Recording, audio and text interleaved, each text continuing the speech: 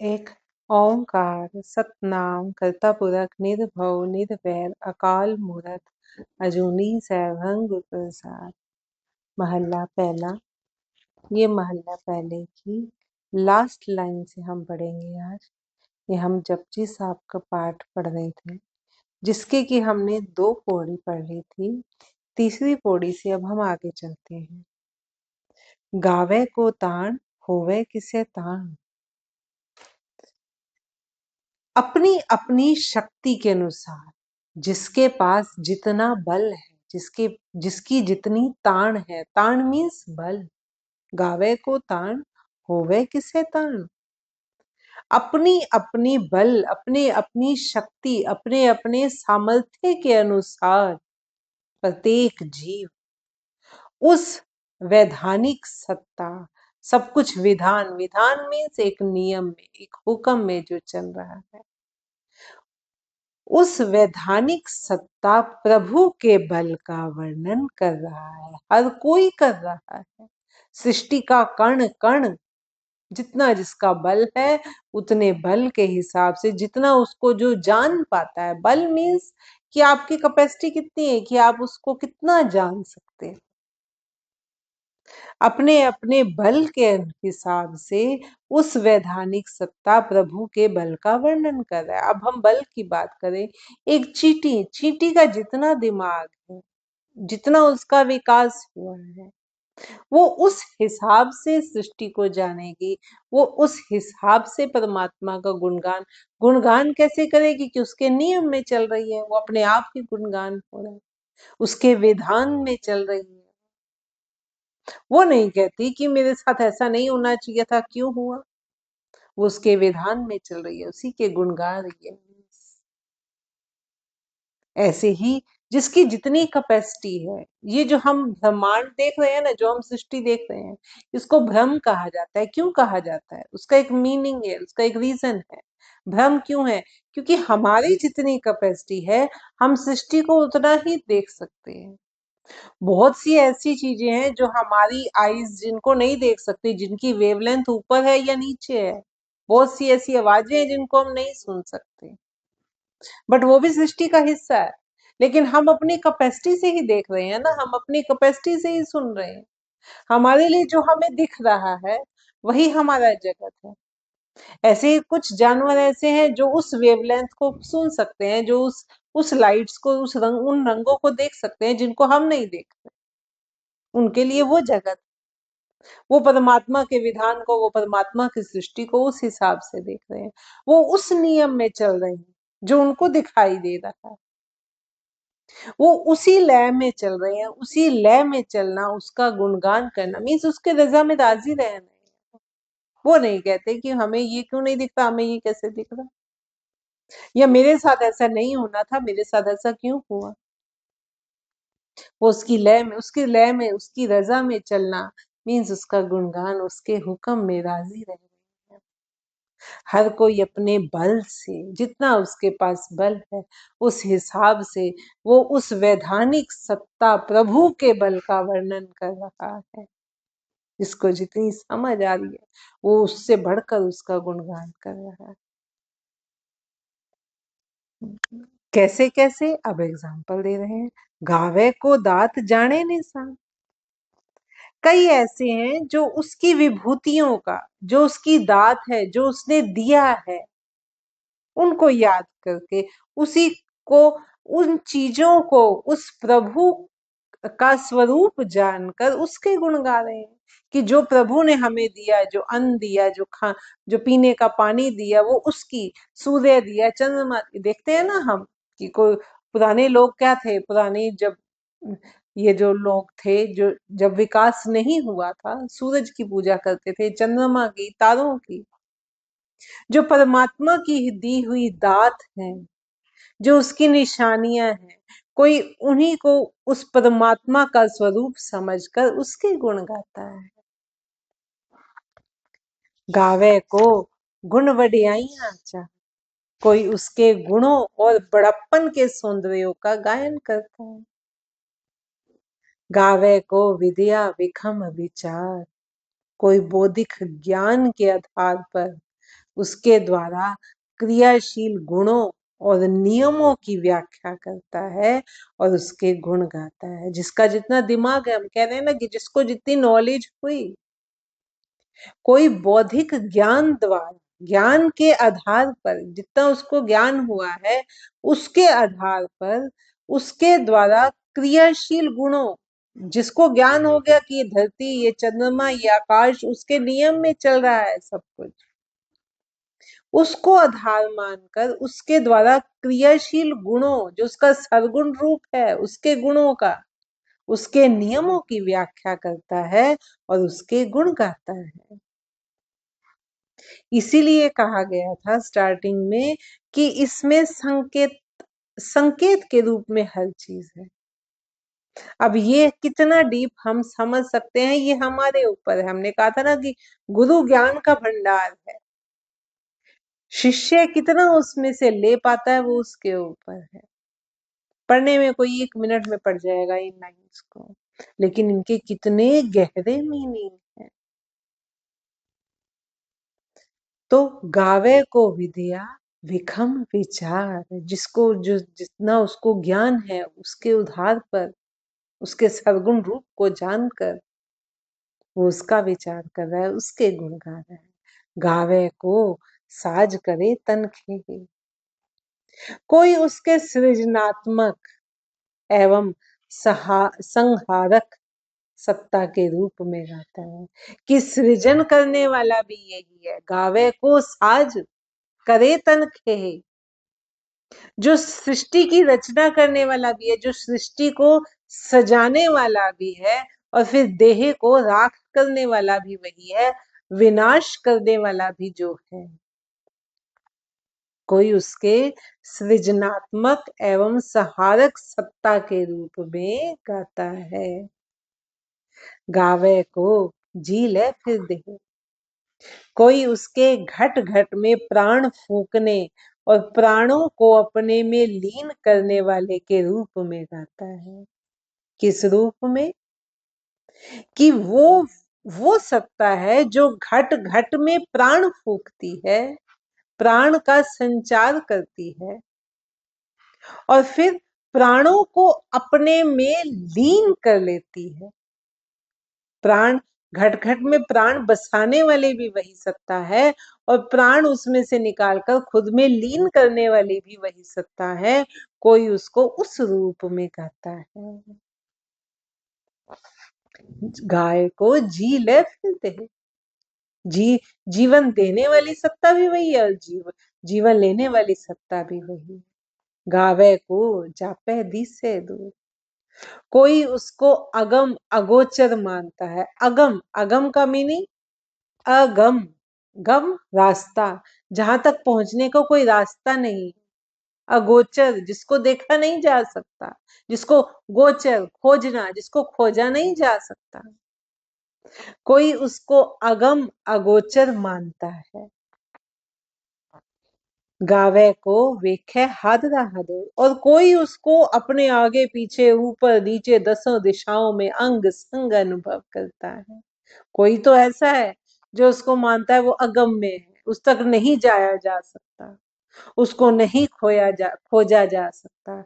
कई ऐसे भी हैं जो अपने आस पास ऊपर नीचे सदैव उस परमात्मा को अपने अंग संग महसूस करते हैं। गावे को वेखे हादरा हदो, कथना कथी न आवे टोट, कथ कथ कथी कोटि कोट कोट। उसके हुक्म के गुणों का कथन करने वाले करोड़ों ही जीव हैं, पर उसके विधान का अंत नहीं पाया जा सकता। देनदार ले लेंदे थक पाही, जुगा जुगंतर खाही खाहे।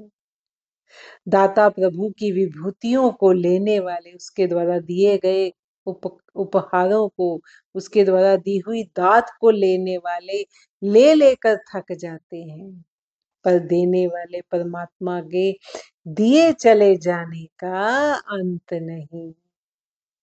परमात्मा की विभूतियों को लेने वाले ले लेकर थक जाएंगे। हम इतना ले लेते हैं, इतना लेते हैं, हम थकते ही नहीं है, क्योंकि हमारी तृष्णा नहीं इतनी ज्यादा है।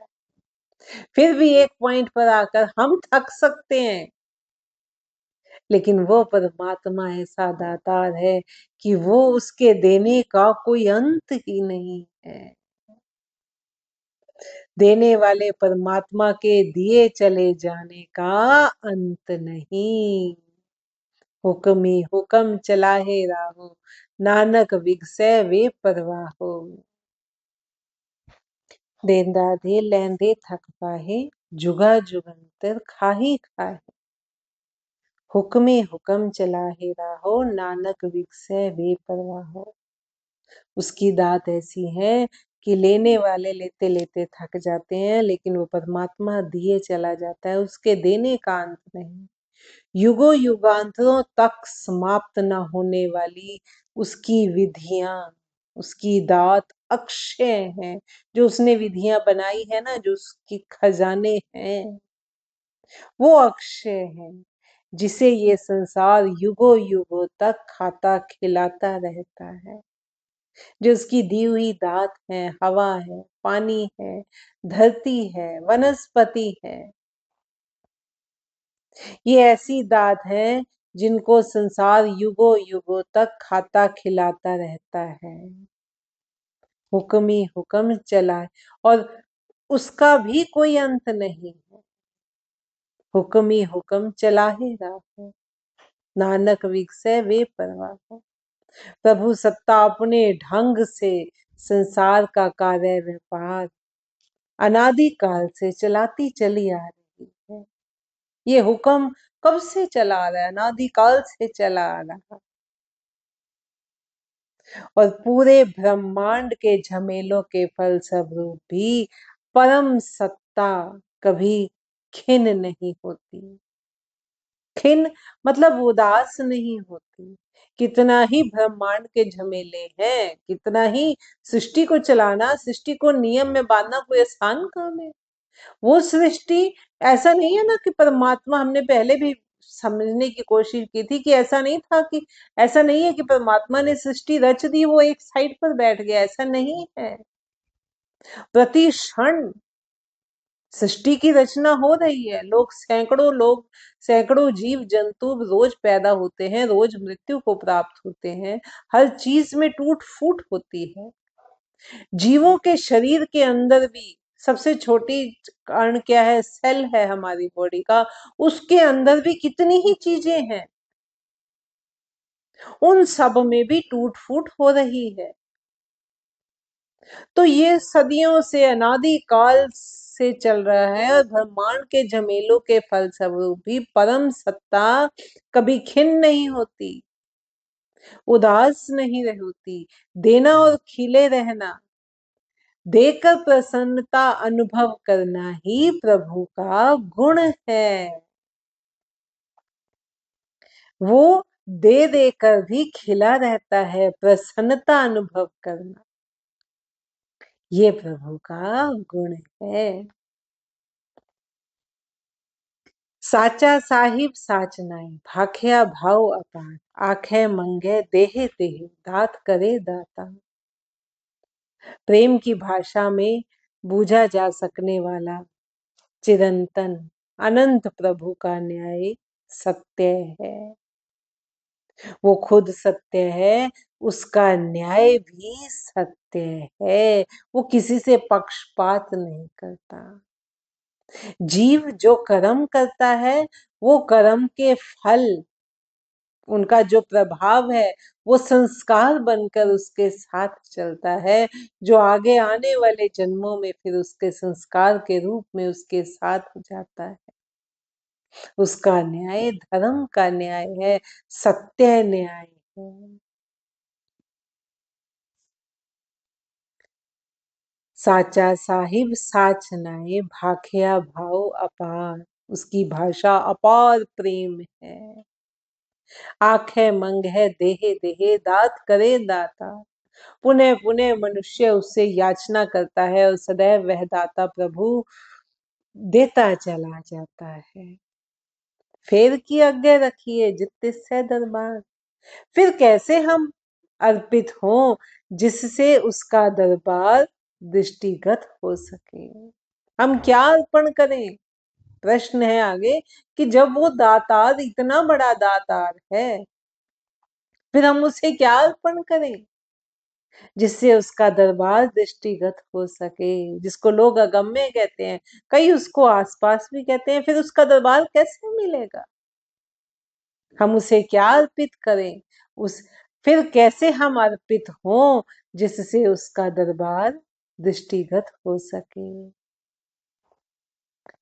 फेर की आज्ञा रखिए जिद से दरबार, मुंहों की बोलन बोलिए जित सुन धरे प्यार। हम कैसे पुकार लगाएं जिसे सुनकर वह प्रेम विभोर उठे।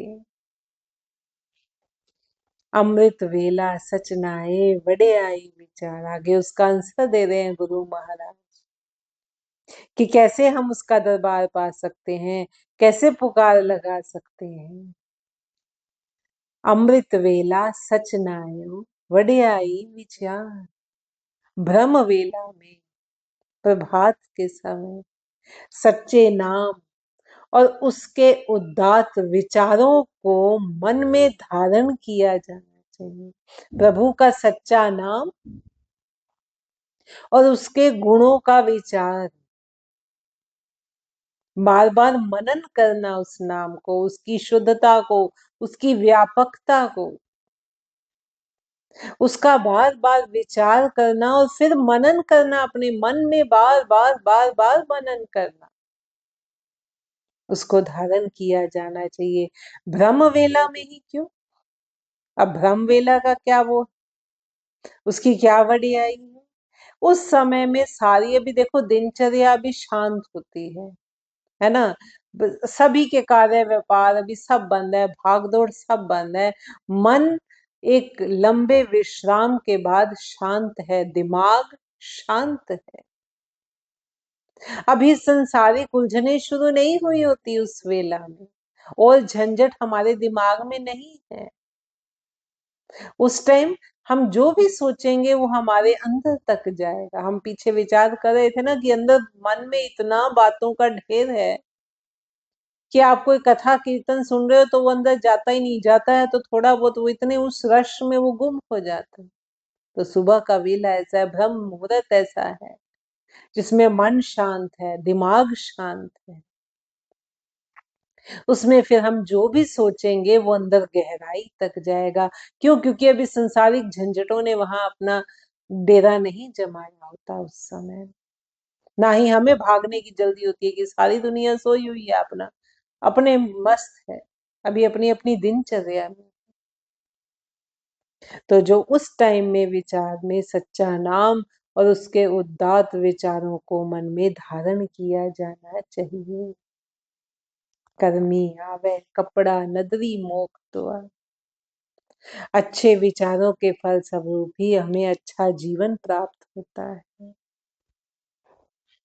कर्मी आवे, अच्छे विचार होंगे, अच्छा जीवन प्राप्त होगा, अच्छे कर्म करेंगे। कपड़ा नदरी मोख द्वार, उसकी कृपा से ही झूठ की दीवार तोड़कर मुक्ति का द्वार दिखाई देता है।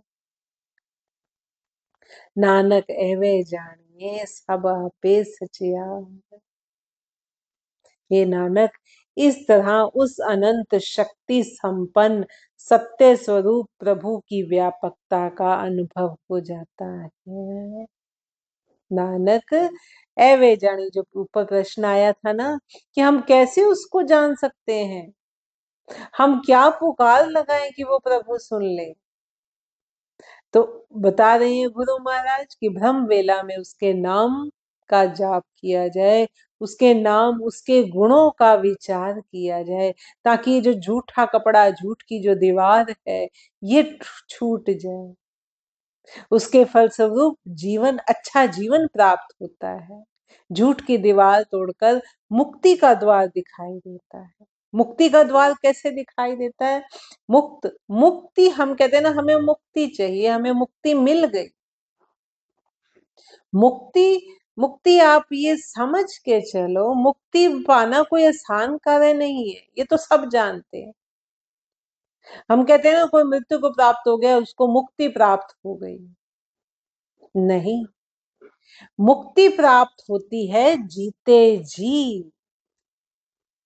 मृत्यु के पश्चात तो जो आपने कर्म किए, जिस जहां तक आप पहुंचे, जितने आप मुक्त हो सके, वही संस्कार बनकर आगे जाना है। वो तो कोई नियम ही नहीं है। मुक्ति प्राप्त होती है जीते जी ही। अब मुक्ति प्राप्त जीते जी होती है तो क्वेश्चन आता है कि मुक्ति फिर किन चीजों से मुक्त होना है? हमें हमें विकारों से मुक्त होना है। काम, क्रोध, लोभ, मोह, झूठ, अहंकार, इन चीजों से, इन विकारों से हमें मुक्त होना है। जो जीते जी इन विकारों से मुक्त होगा, वो मृत्यु के पश्चात जन्म मरण से मुक्त होगा। असली मुक्ति का मीनिंग ये है, मुक्त होना।